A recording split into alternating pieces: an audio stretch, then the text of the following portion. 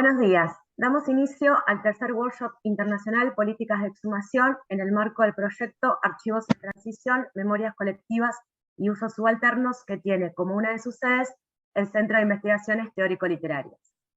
Primero vamos a escuchar a la profesora Laura Tarabella, decana de la Facultad de Humanidades y Ciencias, en la que se aloja el CEINTEL y que nos ha acompañado, brindado su asistencia, promovido este y muchos otros eventos. Bueno, muy buenos días a todas y a todos. Muchísimas gracias por acompañarnos, por participar de este tercer workshop, un proyecto de alcance internacional, en donde justamente se materializa a partir de la presentación de ese proyecto las funciones sustantivas de una universidad nacional pública como es la Universidad Nacional del Litoral y nuestra Facultad de Humanidades y Ciencias que la integra. Este proyecto que se pensó se articuló a partir de iniciativas, de un trabajo colectivo, como bien lo planteaba Daniela, articulado con uno de los centros de estudios e investigación, el CEDINTEL, que tiene asiento en nuestra unidad académica, pero que está también fuertemente vinculado con su departamento de letras y con el Instituto de Doble Dependencia UNL-CONICET, el Instituto de Humanidades y Ciencias Sociales. Entonces, justamente es esa sinergia, de esa dinámica, es que se ponen en juego los desarrollos de los proyectos de investigación. También se hace docencia, como a mí me suele gustar decir, porque creo que quienes participan no solo buscan volver disponible aquellos conocimientos que se producen, sino que también están enseñando y están aprendiendo. Y otra de las misiones sociales de la universidad, que tiene que ver con la extensión, también queda materializada a partir de este encuentro. Quienes los integran no los voy a tener que presentar porque los conocen, se destacan en todas las disciplinas que lo integran, los conferencistas que participan también son de renombre internacional. Es un proyecto que vincula universidades de Latinoamérica y también universidades europeas, y eso hace justamente a la riqueza y a las posibilidades de que pueda continuar desarrollándose. Es un proyecto que el alma mater, y lo voy a decir, está justamente liderado por nuestra profesora, doctora Analía Jarbaudo, que fue ella quien justamente, conjuntamente con otros integrantes, se ha vinculado, lo ha pensado de manera muy cuidadosa y se está sosteniendo con un conjunto de actividades que involucran la realización de estos eventos para justamente poner en común los desarrollos y los avances de los diferentes grupos de investigación, pero también con intercambios, con estancias y estadías de los docentes.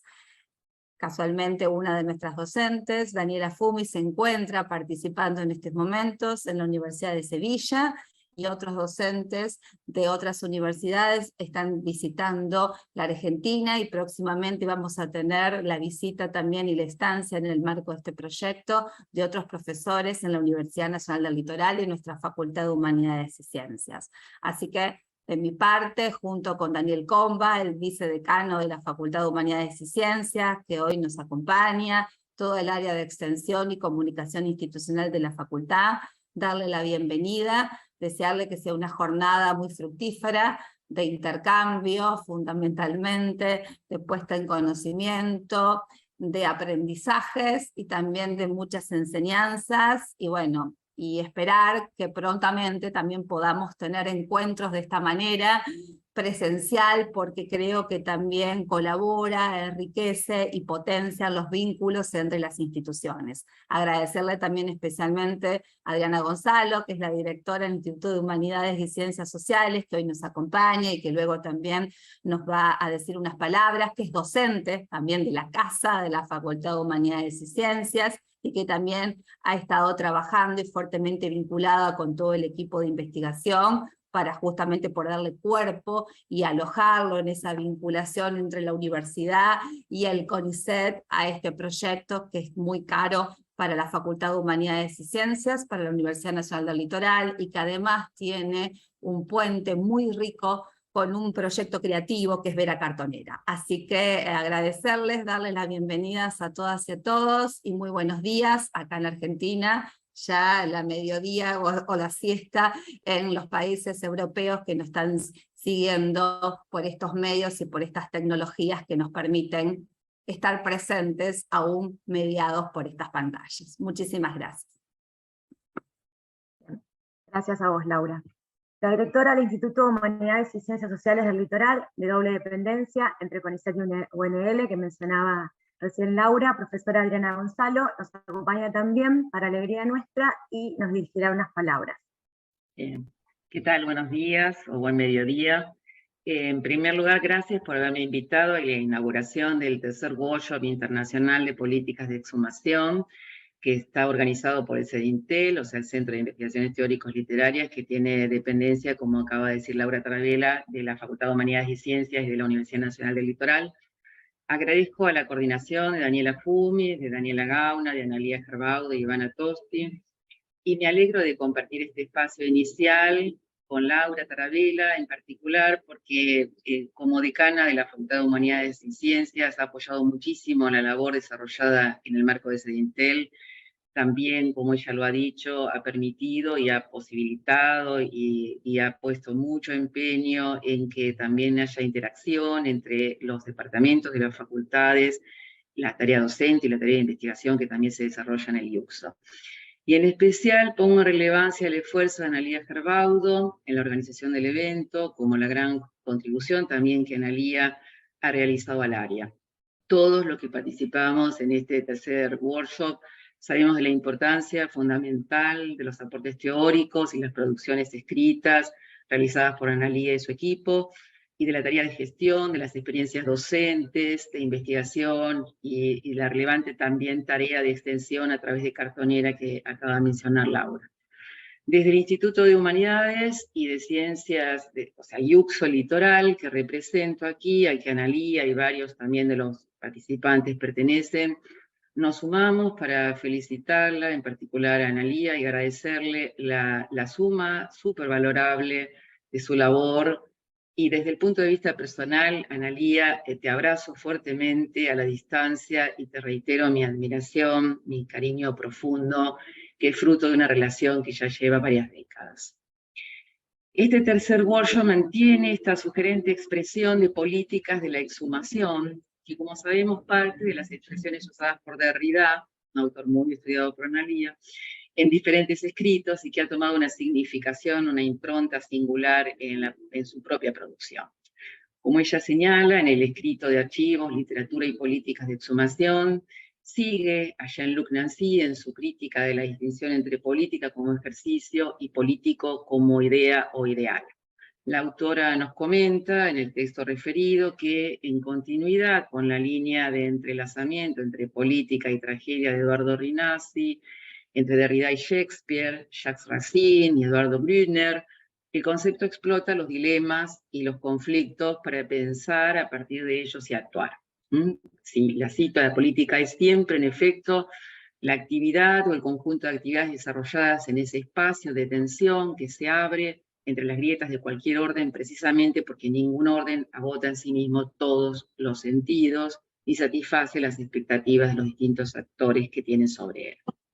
Hablar además de políticas en plural, cito a Analía, subraya el carácter diseminado de las prácticas posibles y, por tanto, su sentido abierto, incalculable. En lo porvenir se juega la relación con el acontecimiento que desmadra toda operación de cálculo, predicción y ordenamiento.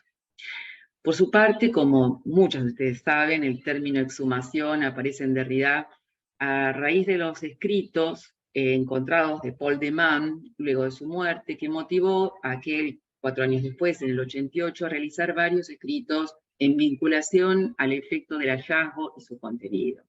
En One Transform While Exhumed, el escrito del 89, da sentido al término aludiendo al rescate de géneros y textos rechazados, ocultos, desvalorizados, una práctica que posiciona a la deconstrucción como una intervención atenta a los objetos en estado de pérdida potencial.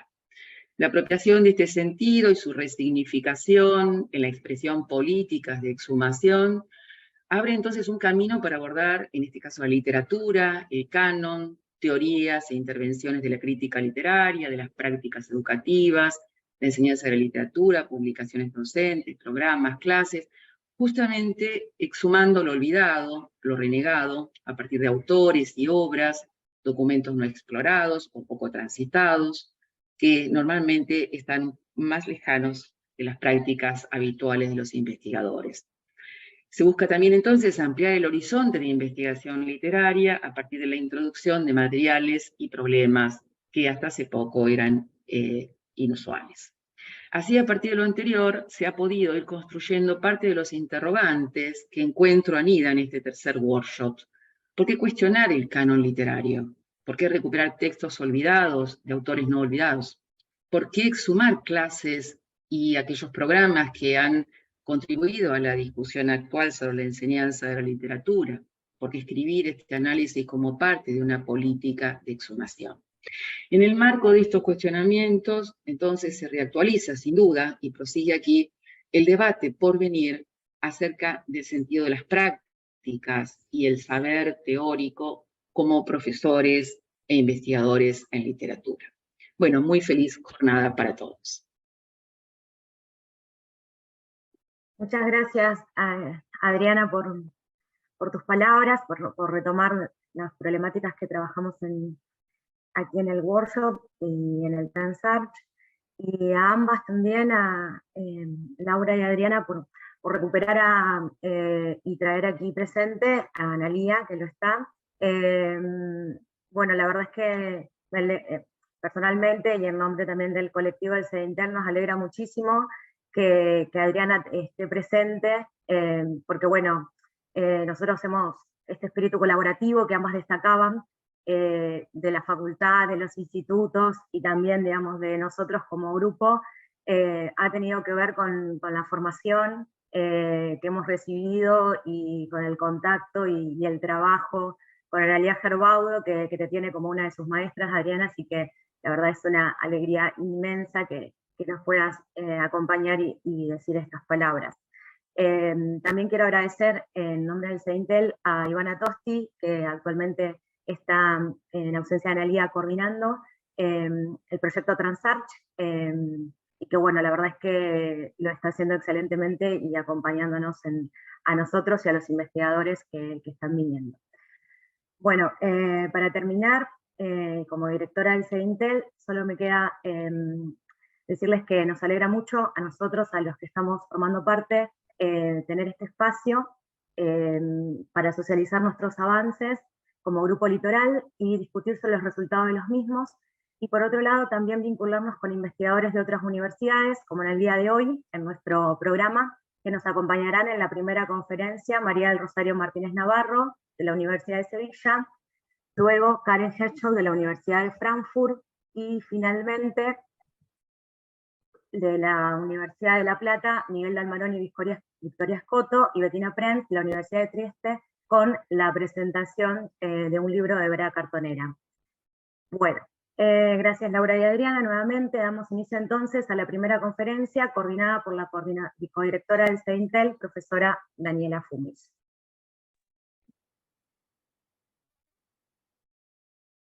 Bueno, muchas gracias Daniela, buenos días a todos, y me sumo también a tus palabras de agradecimiento, porque es sumamente importante visibilizar este colectivo que somos como Facultad de Humanidades y Ciencias también, y con estas palabras además tan estimulantes para el inicio de una jornada intensa como la que vamos a compartir hoy.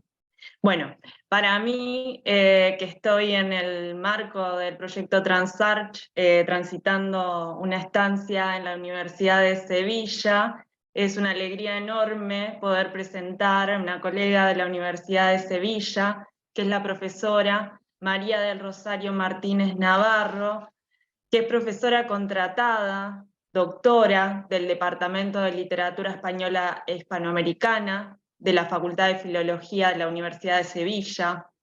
Es licenciada y doctora con mención internacional en Filología Hispánica por la Universidad de Sevilla.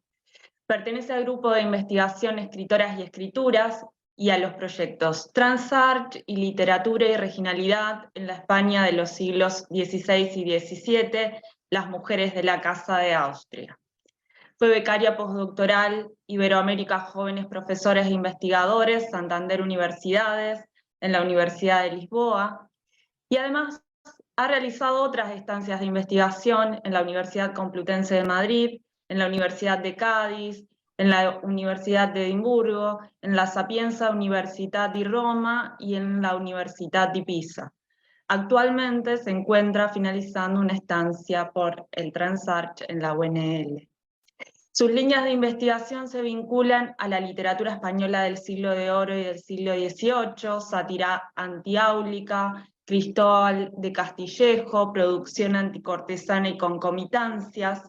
Además, investiga también las relaciones literarias hispano-italianas e hispano-portuguesas referidas a la corte. Trabaja sobre la edición crítica de textos, la didáctica de la literatura española y la innovación docente, y además ha investigado sobre adaptaciones audiovisuales de la literatura y los mitos literarios, especialmente femeninos, y su proyección audiovisual en la cultura pop. En esta oportunidad, su conferencia se titula Exhumando voces femeninas desde el archivo y la literatura, dos mujeres con historias en la narrativa reciente de Alonso Cueto. Bien, María del Rosario, te escuchamos cuando quieras.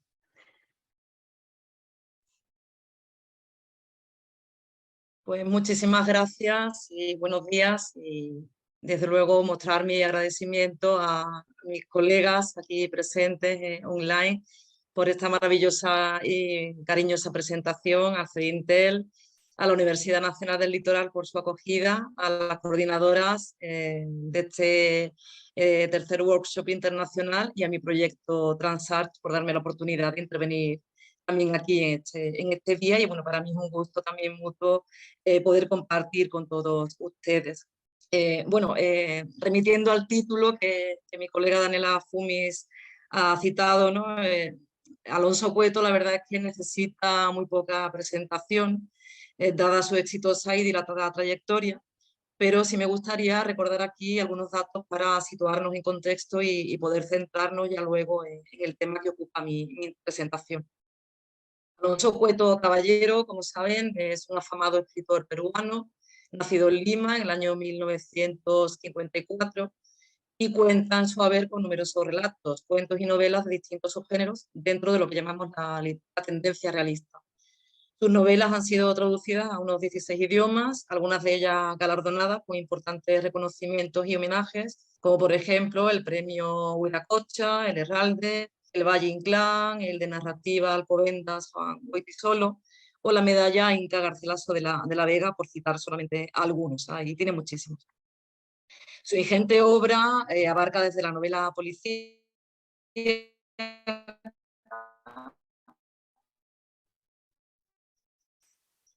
la novela política, el thriller, la novela histórica relacionada con su propia identidad, el amor, incluso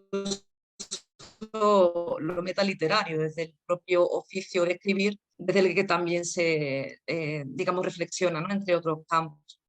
Gráfica, es a la que pertenecen las dos obras de las que voy a hablar en estos momentos, en estos minutos, de una forma también panorámica. Me refiero a La Perricholi, reina de Lima, y a su recién publicada Francisca, princesa del Perú, que también serían históricas o estarían también dentro de ese subgénero histórico por la existencia real, ¿no? Y repercusión de estos personajes de los siglos XVIII y XVI respectivamente. El interesante tratamiento literario que dan ambas protagonistas femeninas es lo que me ha llevado también, pues, a presentar esta intervención. Luego también tiene otra serie de títulos, bueno, por ejemplo, La batalla del pasado, que es un conjunto de relatos, presume en este caso de haber sido su primer libro, y otro, pues, de los más conocidos serían las novelas La hora azul, alabada por la crítica y por escritores reputados como su obra cumbre, perteneciente a la trilogía Redención, y otras como El vuelo de la ceniza, La segunda amante del rey, Palabras de otro lado, La piel de un escritor, El otro amor de Diana Abril, El susurro de la mujer ballena, Cuerpos secretos, La viajera del viento, Testamento de sangre, o las recientes también Palabras de otro lado y otras caricias, y un largo etcétera. todas absolutamente recomendadísimas, por supuesto. Varias de ellas han salido del papel y han sido llevadas también al séptimo arte en películas no menos premiadas, como por ejemplo la homónima La Hora Azul, y otras como Mariposa Negra, basada en Grandes Miradas, Magallanes, inspirada en La Pasajera, entre otras. Su repercusión también alcanza a lo académico, no solo en niveles literarios, sino también fílmicos y también, bueno, pues, digamos, ¿no?, de una forma de estudio. Por ejemplo, Vic analiza en uno de sus trabajos el retrato crítico que hace Magallanes de las dinámicas sociales de la Lima y el Perú actuales y la normalización de distintas formas cotidianas de violencia, y establece una comparación, ¿no?, y unas diferencias entre lo que es el texto narrativo y luego el texto adaptado fílmico. Algunas de las producciones basadas en la novelística de Cueto están actualmente en proyecto, como Venganza y Silencio, prevista para el año que viene y de las que esperemos que podamos disfrutar próximamente. En esta breve semblanza introductoria del autor, no quisiera dejar de mencionar que Alonso Cueto es también periodista, con colaboraciones asiduas como columnista, académico y profesor en la Universidad Católica de Lima. Pasando ya a las mujeres en Alonso Cueto, que es el tema que me interesa, ¿no?, y que me ocupa, ¿no?, estos personajes femeninos, y adentrándonos ya en ese maravilloso universo, ¿no?, al que me remito, podemos observar que entre sus múltiples y variopintos personajes, las mujeres realmente tienen una presencia y un papel importante a lo largo de su narrativa. Podríamos mencionar nombres como Aurora, Lali, Gabriela, Delia, Verónica, Marianita y otras incluso basadas en historias reales con un gran peso en la propia ficción, como Miriam, la prisionera superviviente de La Hora Azul, o como las que hoy nos acompañarán. Paradas González señala a este respecto, cito sus palabras: la producción literaria del escritor peruano Alonso Cueto Caballero guarda un vínculo profundo y especial con la mujer y con sus múltiples identidades. El homenaje a esa admiración inquieta toma altura en las novelas de trasfondo político Grandes Miradas, 2003, y La Hora Azul, 2005. Esta última galardonada con el prestigioso premio Herralde, y aterrizan el prejuicio o la complejidad femenina del susurro de la mujer ballena, 2008. En una realidad difícil, la fuerza de estos personajes ambiguos radica en el deseo de sobrevivir hasta alcanzar una meta. Sanan las heridas del pasado mediante la rebelión de los impulsos naturales, que antes permanecían dormidos. La figura materna cobra una importancia simbólica, sus raíces influyen pasivamente en la condición, el proceder de la descendencia. Junto a ella, mujeres peregrinas, cholas, blancas, obesas, frustradas, protagonizan búsquedas heroicas que mueven el ánimo aletargado de los oprimidos. Así Cueto se atreve a indagar en el discurso genérico de un país todavía reacio a vestir con piel femenina la voz y el alma de sus pensamientos, en una dirección que de seguro conducirá muchas de sus creaciones posteriores. Fin de esta cita, bueno, era un poco extensa, pero creo que era necesaria para entender también el contexto de esta presentación. En efecto, siguiendo esta misma línea, ese espíritu de rescate de la fuerza vital y de la presencia femenina es el que le encontramos y que vuelve a manifestarse en sus últimas novelas, dándoles incluso la oportunidad de llevar su nombre en sus títulos. Me refiero nuevamente a la Peristroli, Reina de Lima, publicada a inicios de 2019, y a Francisca, Princesa del Perú, de 2023, aparecida hace muy poquito, justo el mes pasado de mayo, coincidiendo a su vez con la novela de la historiadora Carmen Sánchez Risco, titulada La primera mestiza, también sobre este personaje, a modo de multiformato, como un diario documentado sobre su figura, y que se presentó el pasado 2 de junio en la Feria del Libro de Madrid. Cueto, con estos personajes, con estas mujeres, se consolidaría como ese gran observador de la vida que ya le caracteriza, y en mi opinión, como un narrador excepcional de los espacios más íntimos y más personales del complejo mundo de la mujer, en este caso latinoamericana. Pero, ¿quiénes eran estas dos mujeres a las que he aludido? Ya comenté antes que pertenecen a siglos alejados entre sí y muy queridos por mí, como son el 18 y en concreto su segunda mitad, y el 16 respectivamente. pero con facetas comunes en las novelas, que creo que mantienen, ¿no? Tienen esa unión, ese nexo. Para seguir con la cronología de Cueto, si comenzamos por la Riccioli, novela dividida en 2 capítulos y un epílogo, la crítica ha señalado que personajes como ella constituyen heroínas transgresoras, al ser capaces de influir en el devenir de los propios acontecimientos de su época. La Periccioli o Peracchola eran los apodos por los que era conocida la famosa actriz de moda, cantante y emprendedora limeña María Micaela Villegas y Hurtado de Mendoza, una mestiza nacida en la Lima colonial en 1748, quien actuó en el reconstruido Coliseo o Corral de Comedias de la ciudad desde los 15 años, desde muy joven, y que ya pues, a los 17 se ve consolidada en este espacio, según nos cuenta la propia novela y los historiadores que se han acercado a su figura. Parte de la fama de la Periccioli se debió no solo a sus dotes como intérprete, a su excepcional belleza, sino también a su relación polémica y por ser la amante del virrey del Perú, el español Manuel de Amat y Juanet, 24 años mayor que ella, que bueno, en la época fue todo un escándalo. El personaje ha sido en distintas ocasiones fuente de inspiración para otras producciones en testimonios literarios, por ejemplo, de la mano de Mérimée y de Ricardo Palma, entre otros, así como en numerosas versiones en la ópera, el ballet, el musical, el cine y la televisión, con una serie incluso con actrices, ¿no? muy queridas por el público. Cueto nos da detalles de cómo era ese periodo y nos da cuenta de personajes de la época vinculados a la Periccioli, como el actor Bartolomé Maza, y de sucesos sonados como el trágico terremoto de Lima en 1746, e introduce otras referencias históricas muy interesantes. Pero sobre todo nos presenta a una mujer que fue controvertida en su tiempo, envidiada por todas sus congéneres, o la mayoría de ellas, y que tiene una personalidad verdaderamente arrolladora. Una de las frases del libro es aquella de Micaela, donde dice, cito, las odio, pero también quiero ser como ustedes. Las odio y las admiro, y pronto lo van a saber, distinguidas damas limeñas de corazón. Cueto nos adentra en la historia de Micaela, primero a través del relato de su padre, el criollo arequipeño, Joseph Villegas, que comienza cronológicamente en el momento de la llegada del nuevo virrey, desde que era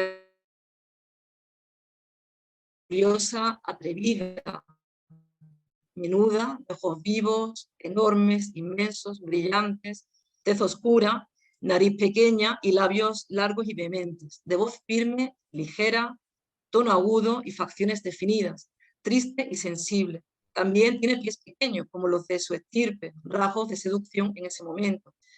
A su padre siempre le acompañaría la fama de hijo bastardo, así como de haberse venido menos en el plano económico. Eso Micaela también pues, lo va a llevar presente en toda la novela. Ella lleva el nombre de la difunta esposa de Joseph, que era la primera hija de su matrimonio en segundas nupcias con la limeña María Teresa Hurtado de Mendoza, descendiente de nobles y virreyes. Cueto nos da detalles del casamiento de sus padres y hasta del bautizo de ella en la iglesia del Sagrario en diciembre de 1748, en un riguroso ejercicio histórico. Micaela tuvo un tutor y aprendió a leer de inmediato, y desde chica estaba acostumbrada a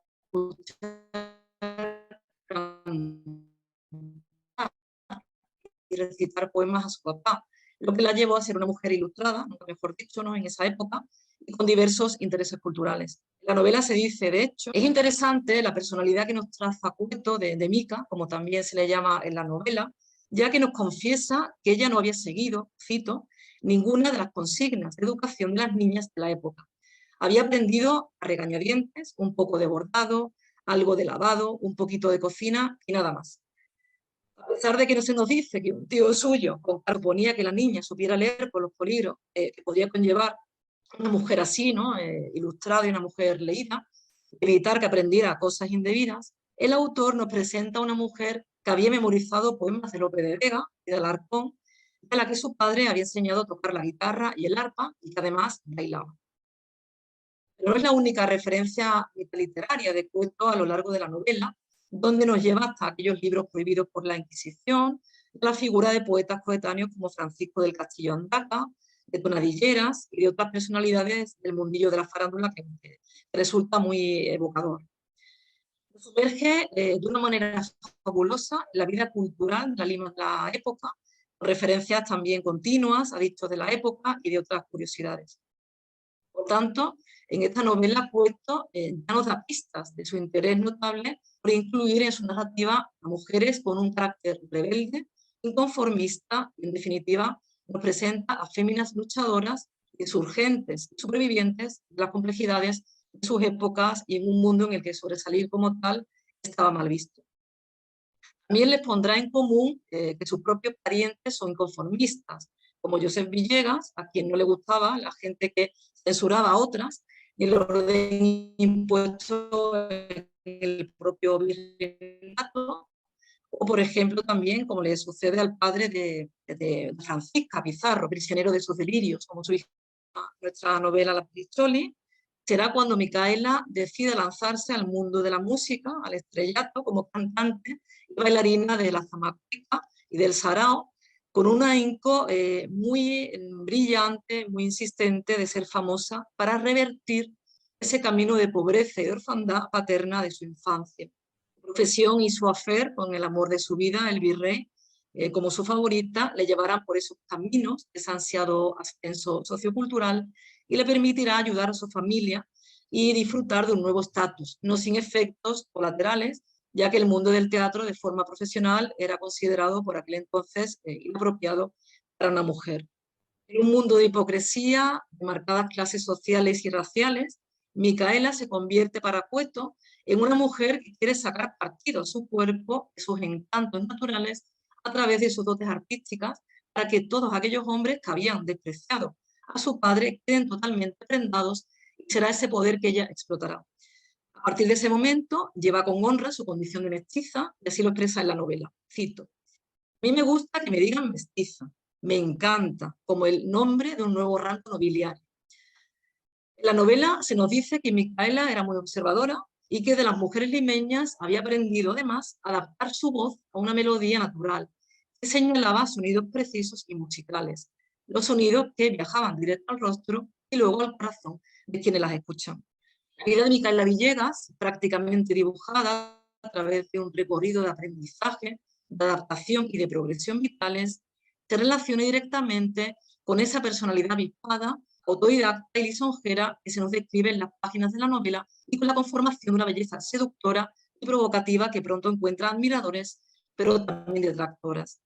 Que como el mismo novelista expresa, no haya un retrato completamente fidedigno de ella a sus 18 años, a pesar de no ser alta, en la novela la imaginamos a través de la pluma de Cueto con un cuerpo escultural y como una muchacha de ojos atentos y sensibles, de una oscuridad fulgurante, capaces de registrar el menor movimiento y de procesarlo rápidamente de acuerdo a sus deseos y necesidades.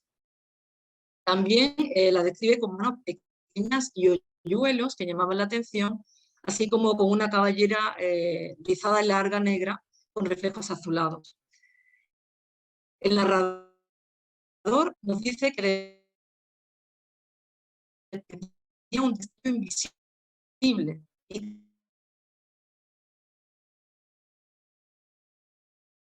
casi que llenaba el aire de magia.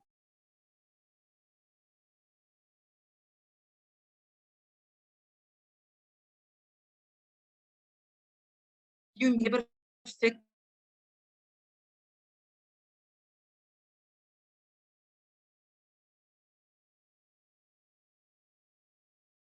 sostenía aquello de que nadie se acerque jamás a ti sin cobrar, como alguien o la soledad.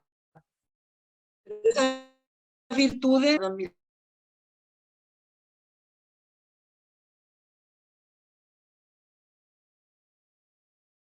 admiradores, sino que pronto le convertirían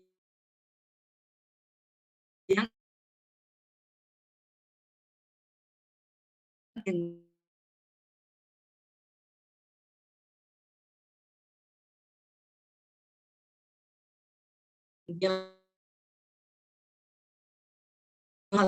entra también por un magistral ejercicio de descripción en otros serie de detalles preciosos.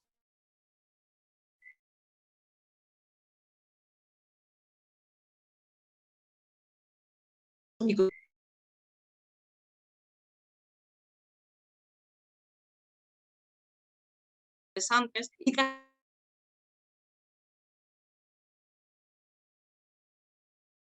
como el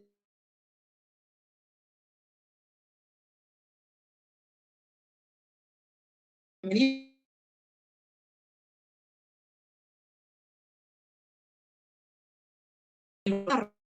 de una princesa hermana de Atahualpa, nos trasladamos al nacimiento virreinato peruano y precisamente Pizarro, en el caso de Francisca, fue quien puso ese nombre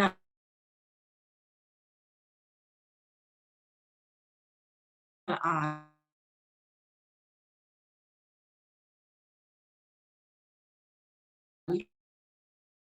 Lima. No, pero no menos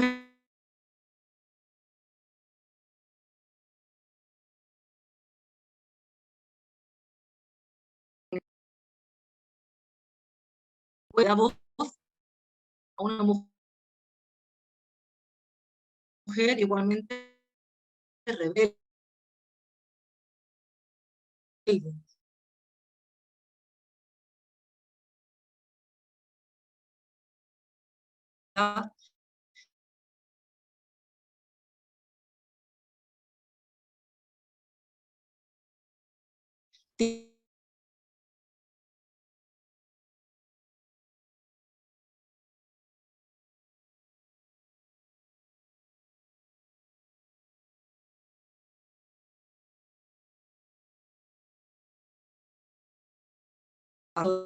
Del océano,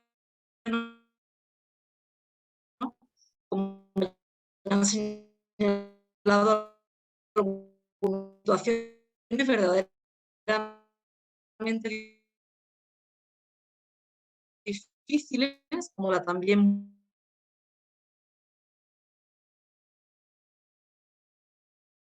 muerte de su padre, y en la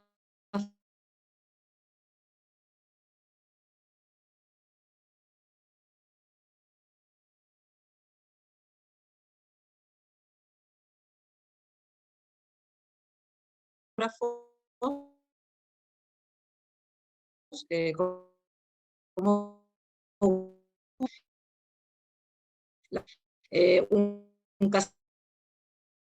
casamiento con su tío y que fue capaz así mismo de crearse ella sola una vida nueva y de tomar la rienda de su propio destino. Así, ella es ello, como también le pasa a Micaela, que es una mujer emprendedora. A diferencia de Micaela, emprendedora, Micaela sigue su entorno con un vínculo de protección y lealtad. Mientras que, por ejemplo, ¿no? Pues Micaela tenía, ¿no? Una relación mucho más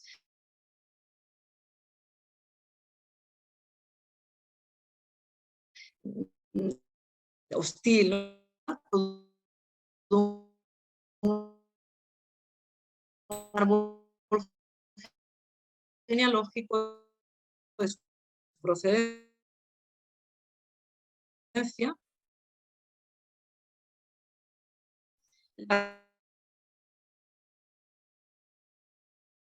Alonso,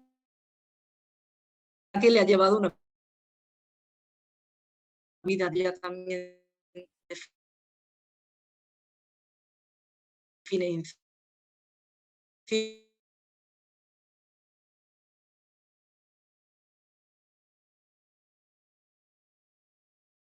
eso de catarsis prácticamente. Para ir concluyendo, una parte mayor del personaje debe convertirse en ficción, como aquí se produce. Es en esos extremos entre la verdad y la ficción, ¿no? Que siempre el novelista maneja, donde creo que conjuga de una forma brillante la labor de archivo, bibliotecas con la poderosa imagen, con una combinación perfecta y con una narración clara y ágil, en diálogo siempre con sus personajes, a los que oye, a los que escucha, y que a mí personalmente como lectora fascina. Francisca escribe que no puede recuperar su pasado ni a sus familiares, pero sí puede escribir su historia con lo único que le queda a su avanzada edad, la luz de una vela que salta sobre las frases, ¿no? Me parece una expresión bellísima. En la Pericholi y en Francisca se aunan dos historias de dos mujeres exhumadas de la historia, anhelantes de libertad, literal en el caso de Francisca, y de dos mujeres que se ven solas en un momento determinado y que tienen que abrirse camino necesariamente en mundos de hombres, rompiendo para ello los paradigmas, y que a pesar de formar parte de ficciones, son humanos y comparten sentimientos cercanos a todos nosotros, lo que nos hace meternos de lleno en sus pieles. Micaela y Francisca aprenden a amar sus propias vidas, a vivir mejor. En el caso de la Pericholi, a través de una sensualidad productiva, que le da, bueno, pues ese beneficio, ese estatus, y pese al que dirán, pues ella continúa, ¿no?, explotándolo. Y en el caso de la princesa, incaica, aspirando el olor de los difuntos y recibiendo también desprecios, como ella misma nos cuenta. Para Cueto, los libros se escriben para que en sus palabras los personajes aparezcan en sus páginas, convertidos en interrogantes y en misterios. No se escriben para explicarlos o interpretarlos, sino para verlos y sentirlos y seguirnos haciendo preguntas sobre ellos. Es así como rescatamos sus vidas para que, como desea el personaje de Francisca, otros las encuentren. Muchísimas gracias.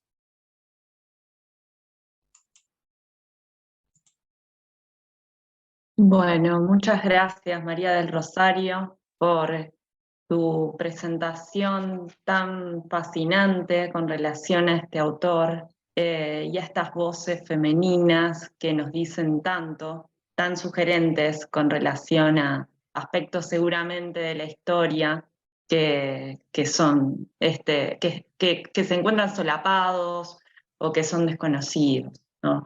Bueno, vamos a abrir ahora el espacio de las preguntas. Queda abierto el canal para quienes quieran hacerle algún comentario o tengan alguna cuestión para consultarle a María del Rosario sobre su presentación. Yo fui apuntando varias cosas a medida que te escuchaba y en principio algo que me parecía interesante para preguntarte si en relación con este trabajo de archivo que hace Cueto, en función de profundizar sobre la caracterización de estos personajes, hay también, en términos de escritura, algún tratamiento particular en relación con la lengua, ¿no? Porque hablamos de voces femeninas. ¿Hay un tratamiento en relación con la lengua diferencial? ¿Hay una aproximación o leemos una variante contemporánea, absolutamente contemporánea del español? Sí, en líneas generales es contemporáneo, aunque sí es verdad que introduce, ¿no?, algunos términos, léxico propio de, ¿no?, del espacio donde se sumergen, ¿no?, esas historias. Y en el caso de Francisca sí acaba, ¿no?, con una cita, ¿no?, también digamos, local, ¿no? Pero sí es digamos, ¿no?, una lengua pues, cercana, ¿no?, a nosotros y contemporánea que realmente se sigue muy bien, pero sí con esas alusiones, ¿no?, al ámbito más privado, ¿no?, con referencias muy locales también, ¿no?, que creo que eso también nutre, ¿no?, le da una modernidad, ¿no?, a su producción, inserta, ¿no?, en esa novela, ¿no?, de referencia bestseller como son sus obras, pero acá también al mismo tiempo, ¿no?, en mi caso, por ejemplo, ¿no?, que desconozco, ¿no?, no pertenezco, ¿no?, a ese ámbito, me ayuda también, ¿no?, a aprender, ¿no?, esa serie de términos, ¿no?, que son tan fascinantes, ¿no? Por ejemplo, sobre todo lo que comentaba del mundo de la indumentaria, todo aquello que en esa época, bueno, pues se puso de moda, ¿no?, en la Lima del momento, ¿no? A mí personalmente me gusta mucho esa estética también femenina de la mujer dieciocheca, en este caso en el ámbito de la Lima colonial. Fantástico. No sé si ¿Alguien tiene alguna pregunta?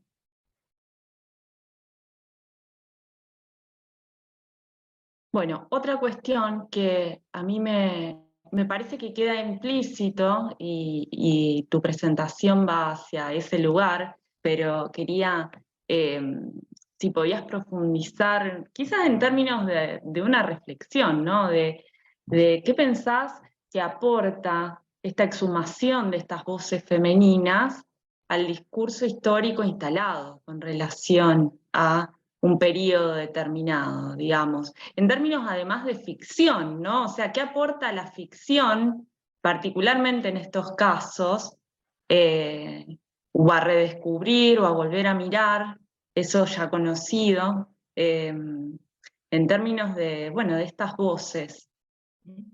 Sí, yo creo que tiene un rol fundamental porque, bueno, siempre, ¿no?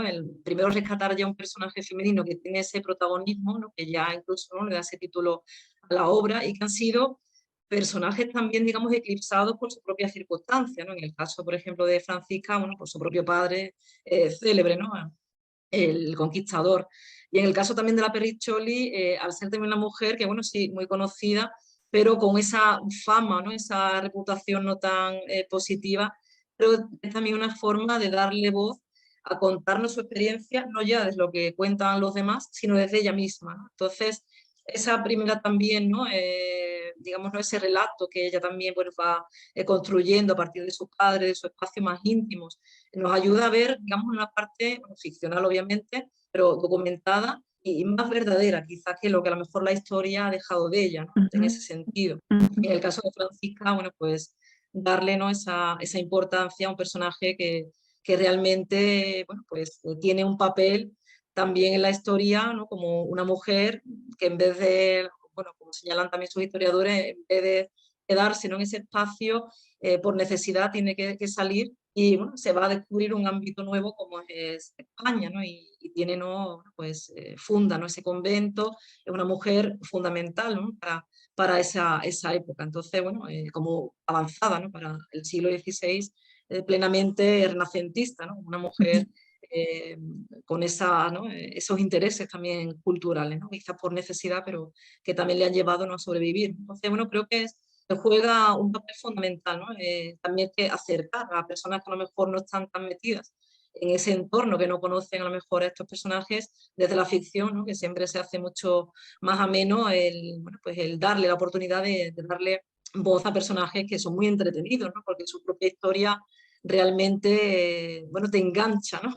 Cuando estás leyendo, ¿no? Esas vicisitudes, ¿no? Que van también recorriendo, atravesando esos obstáculos en su vida, pues también nos hace meternos en la piel de los personajes. Y bueno, pues al público quizás más amateur le puede interesar redescubrir estas figuras. Yo, por ejemplo, que he dado clase de siglo XVIII, me interesaba también rescatar figuras femeninas y bueno, que realmente han sido también pues, durante mucho tiempo silenciadas y no hay tantas todavía que se estudien. Entonces, bueno, sería una buena oportunidad también pues, para llevar, por ejemplo, a la Periccioli a las clases o bien, ¿no? En el caso del 16, pues a Francisca, ¿no? Y también en ese mundo que se mueve, por ejemplo, cortesano, que también podría ser muy interesante de explorar. Fantástico. Bueno, nos quedamos, por supuesto, con ganas de ir ya a leer a Alonso Cueto. Me alegra. porque su universo, por todo lo que nos abriste, todo ese panorama que nos abriste, es fascinante. Así que, bueno, si no hay más consultas, vamos a agradecerte, Rosario, por tu presentación, por estar compartiendo este espacio en el marco del workshop. Y bueno, y damos por finalizada esta primera intervención. Y Dani Gauna, ¿querés comentarnos cómo seguimos? Muchas gracias a ustedes siempre por esta acogida y bueno, ha sido un placer para mí. Gracias por la pregunta, Daniela. Muy interesante. Fascinante, la seguiremos, espero podamos seguirla en Sevilla. Por supuesto. Personalmente. Ojalá también nos podamos conocer en persona. Sí. Gracias. Gracias. Gracias a vos. Bueno, muchas gracias también María del Rosario por tu presentación, me gustó mucho. Me gustó mucho sobre todo lo que dijiste sobre la Perricholi. Yo te había leído un poema de Francisco Urondo que la tiene como protagonista, así que la verdad que enterarme de otra perspectiva así ficcional me pareció muy enriquecedor. Bueno, ahora nosotros vamos a continuar con los avances del Grupo Litoral, y nos volvemos a encontrar aquí en el canal de YouTube a las 11 con la conferencia de Karen Heschel de la Universidad de Frankfurt, Sin señas particulares, un posible contraarchivo de la violencia fronteriza en México.